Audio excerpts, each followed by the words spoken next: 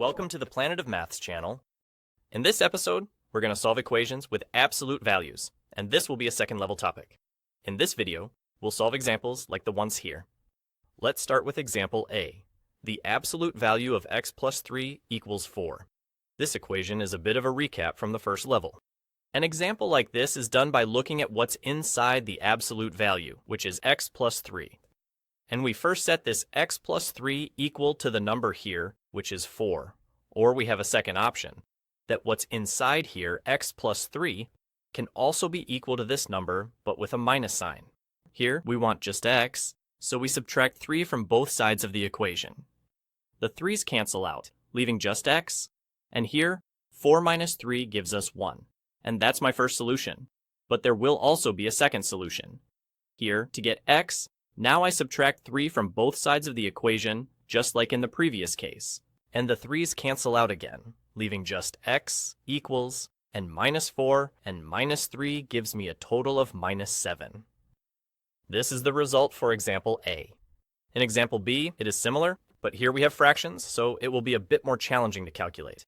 But initially we proceed the same way. What is inside the absolute value is 4/3 x minus 1. I write it down here and first set it equal to the number here on this side, which is 7. And this will be my first equation, but there's a second option. What's inside the absolute value, I rewrite and set equal to this number, but with the sign changed to minus. And for the first equation to solve it, I add 1 to both sides. These ones here cancel out. I am left with just 4/3 x. And on this side, 7 plus 1 is 8. And at this point, you can do it like this. I'll multiply everything by 3. Here by 3, and here by 3. The 3's cancel out, and we're left with 4x.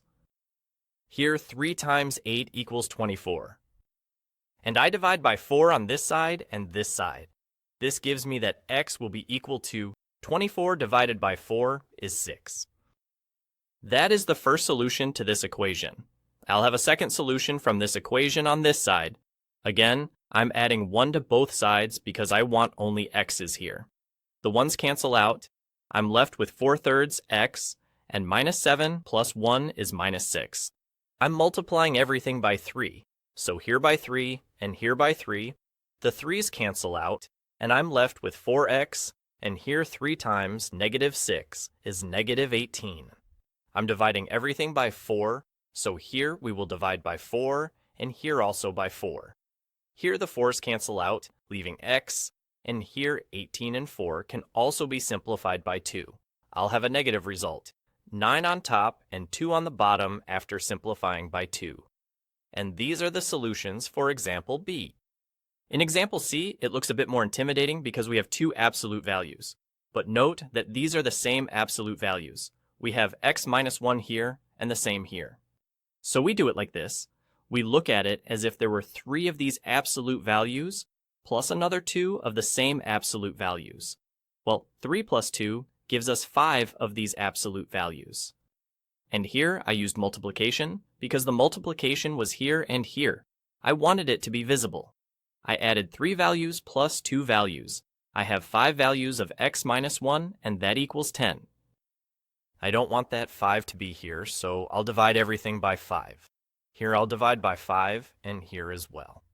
Here, the 5's cancel out, leaving me with the absolute value of x minus 1, and here, 10 divided by 5 gives me 2. So now, I know this example well, I know what to do next. I take this interior part, x minus 1, and set it equal to 2, and the other option is setting the interior part, x minus 1, equal to negative 2. Since I want just x here, I add 1 to both sides of the equation. Here plus 1, and here plus 1. I am left with x, which equals 2 plus 1 is 3. And that's my first solution. Here, I proceed similarly, adding 1 to both sides of the equation, plus 1 here and plus 1 there. The 1's cancel out, leaving x equals, and minus 2 plus 1 is minus 1. This is the second solution for this example. Example D. In this example, it looks somewhat similar to example C, but in this absolute value, we don't have the same thing as in that absolute value, so we need to handle it differently. For now, I just copy this first absolute value And with this second absolute value, I will be able to do something thanks to a property of absolute values. This formula says in simple terms that if we see here that in this absolute value there are coefficients, terms, which we can factor out, then we can do it. Here we have a 3, here we have a 6. So I'll factor out the 3 here. And then in this absolute value, what will remain? If I took the 3 out from this term, it leaves me with x, and here the 6 is actually 3 times 2. So if I took the 3 out of the absolute value, it only leaves me with the 2, and that equals 6. Everything seems fine. We have multiplication here, but these are absolute values, not parentheses. So the number we factored out before this absolute value, we need to put it back inside the absolute value. This 3 needs to be inside the absolute value.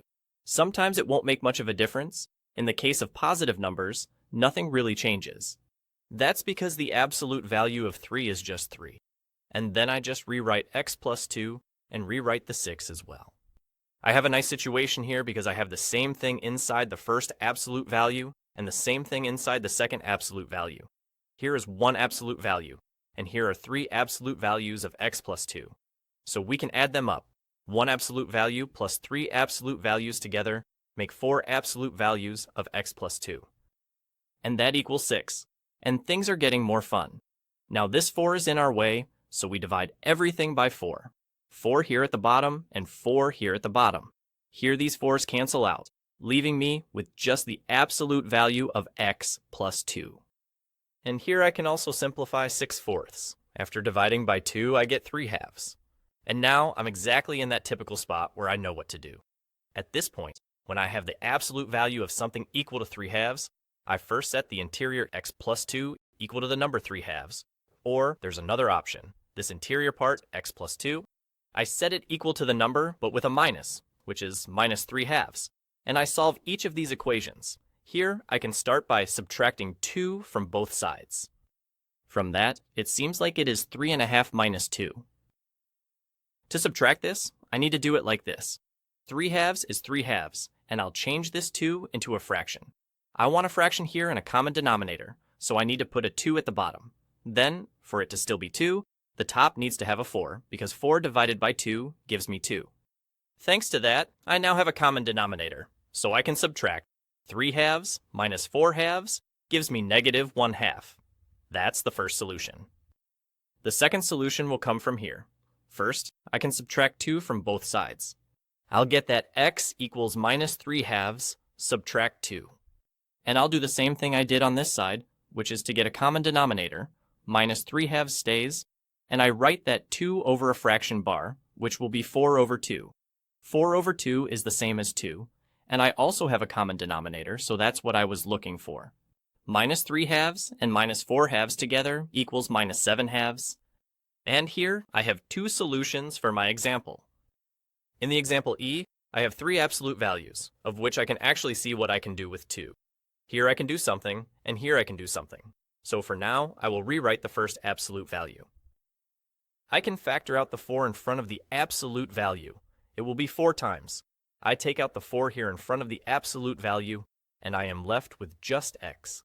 And here, 16 is 4 times 4. So since I pulled out the 4, I am left with 4 here.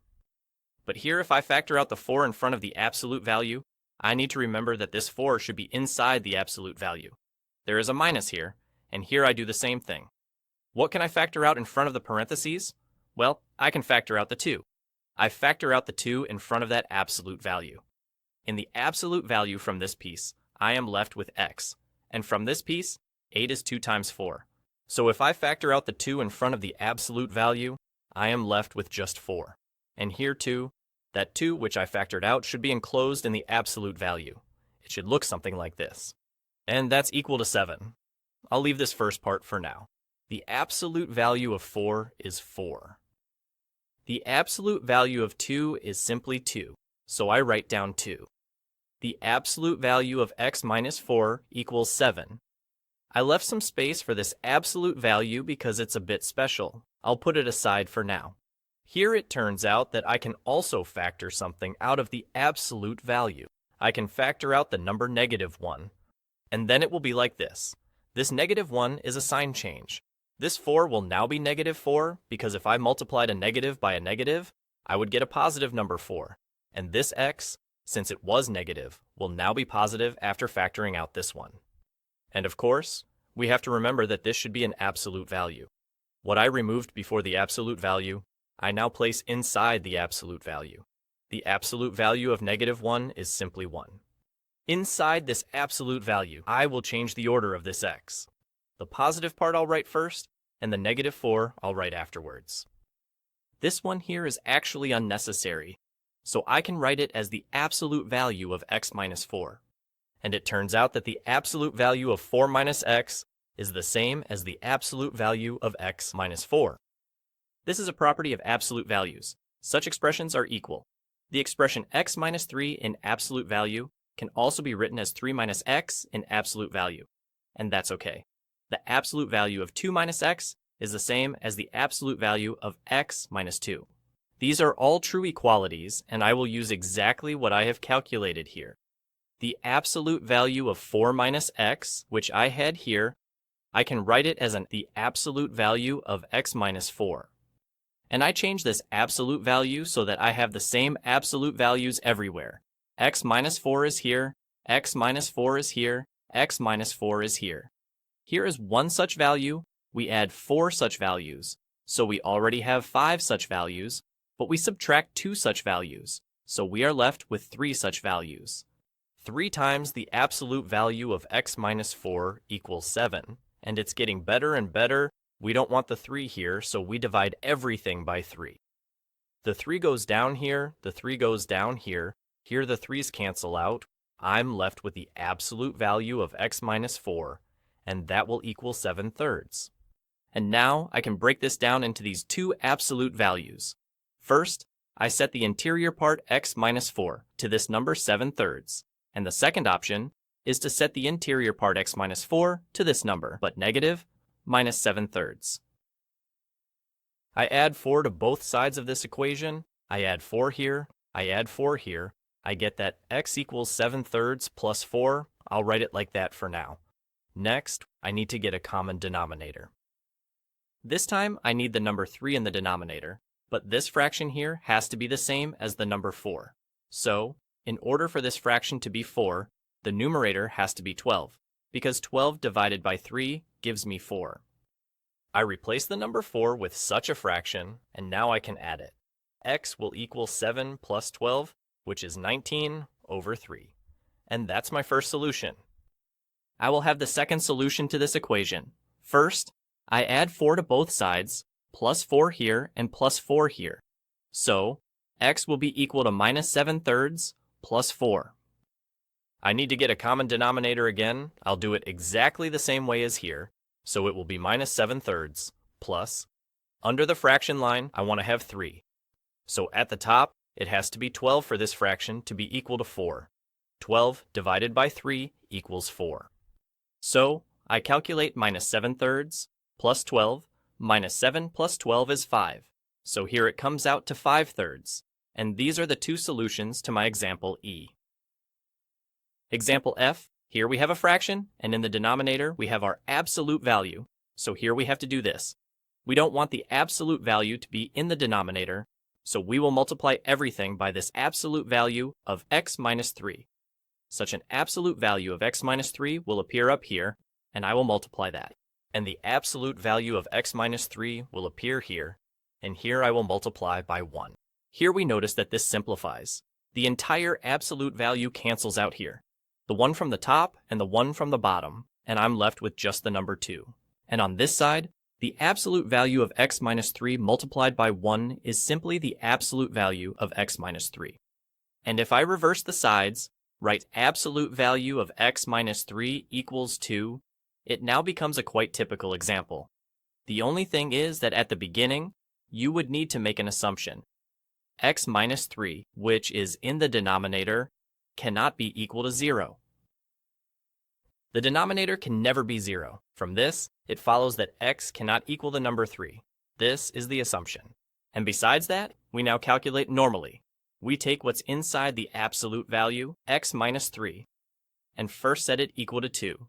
But there's also a second option, x minus 3. It can also be equal to that number 2, but with the minus. To solve this part, I add 3 to both sides of the equation. The 3's cancel out. It turns out that x equals 2 plus 3, which is 5. And that's my first solution. Here as well, I add 3 to both sides of the equation. Here plus 3, and here plus 3. It will turn out that x will equal negative 2 plus 3, resulting in positive 1. And this is the solution for example F. In example G, I again have a fraction, so it would be good to start by stating the assumption that what is in the denominator, which is 3x minus 2, cannot be equal to 0. So 3x cannot be equal to 2. If I divide this further by 3, then I get that x cannot be equal to 2/3. That is my assumption. Once I have this assumption made, I can solve this example. I will start again by saying I don't want to have a fraction at all here, especially not with x in the denominator. So I do it like this. I multiply everything by the entire denominator, which is 3x minus 2. This absolute value goes up here in order to cancel out shortly. And the absolute value must also appear here, 3x minus 2. And we will multiply that by 3. As I mentioned, the absolute values cancel out here. Only the number 5 remains. And here, I have to multiply this absolute value by 3. So, it won't be that easy here. I have to write this 3, and in the absolute value, 3x minus 2. I have this equation. I'll rearrange it. I'll write 3 times the absolute value of 3x minus 2. That equals 5. It'll be more convenient for me to look at it this way. And to solve it, this 3 in front is a bit of an obstacle, so I'll divide everything by 3. After dividing by 3, there will be a 3 appearing at the bottom here. A 3 will appear at the bottom here. The 3's will cancel out, leaving the absolute value of 3x minus 2, which will equal 5/3, because I can't do anything with this fraction. Now this is what I wanted to have. I can drop the absolute value and first set the interior part, 3x minus 2, equal to that number, 5/3. But there's also a second possibility. Set the interior part, 3x minus 2, equal to this fraction here, but with the sign changed to negative 5/3. Here, it will be a bit more difficult to calculate. We add 2 to both sides of this equation on the left side. So here plus 2 and here plus 2. It results in 3x equaling, and here I need to handle this a bit more precisely. It will be 5/3 plus 2. 3x will equal 5/3. Add. At the bottom, I want to have 3 to match with this 3 here, but it still has to be the number 2. So, at the top, it must be 6, because 6 divided by 3 gives the number 2. Now I can add it up. 5/3 plus 6/3 is 11/3. I don't want this 3 here, so I divide everything by 3. Here remains x, and here I will have 11/3 divided by 3. And that is 11/3 times 3 whole is 3 over 1. So now, to turn division into multiplication, I need to reverse the second fraction, and that will be 1/3. I multiply 11/3 by 1/3, that is 11/9. And this is the first solution to my example. Now I work here. I work very similarly. I add 2 to both sides of the equation. I have 3x, and here it equals minus 5/3 plus 2. So 3x equals negative 5/3 plus, I want a common denominator, so it has to be 6 on top. 6/3 is the same as 2. Negative 5/3 plus 6/3 is equal to 1/3. We divide by 3. Here it comes out as x equals 1/3 divided by 3. So it will be 1/3 times, and again, we invert 3 whole. That's 3 over 1. I flip it upside down, making it 1/3, and ultimately, x will be equal to 1/9. And this is the second solution to my example. Example H, and this is the last example in this video. We will start by assuming this denominator, 1 subtract 2x, cannot be equal to 0, meaning negative 2x cannot be equal to negative 1. And after dividing by negative 2, it turns out that x cannot be equal to 1/2. This is the assumption, and once I have the assumption, I proceed to calculate. Again, I don't want a denominator at the bottom. I don't want x to be at the bottom. So I multiply by the entire absolute value of 1 minus 2x, and such a value appears here at the top in order to cancel out. And this value appears here at the top. Here it reduces to just negative 4, and here it doesn't reduce. Here it will be 2 times absolute value of 1 minus 2x. This is how my example looks now. I'll switch the sides. I divide all this by 2, because I definitely don't want to have it here. So I divide by 2 in this place, and I divide by 2 in this place. Here the 2's cancel out, leaving 1 minus 2x in absolute value. And here, when I divide negative 4 by 2, I get the result negative 2. And here you would want to separate it into these 2 cases. But we won't do it this way, because this is a special example. Absolute value also means distance on the number line, and distance and absolute value can never result in a negative outcome. Such a thing is impossible, and here we get a contradiction. This equation has no solutions. And that's all for this video. Thank you for watching, and I invite you to tune in for the next episodes on the Planet of Maths channel.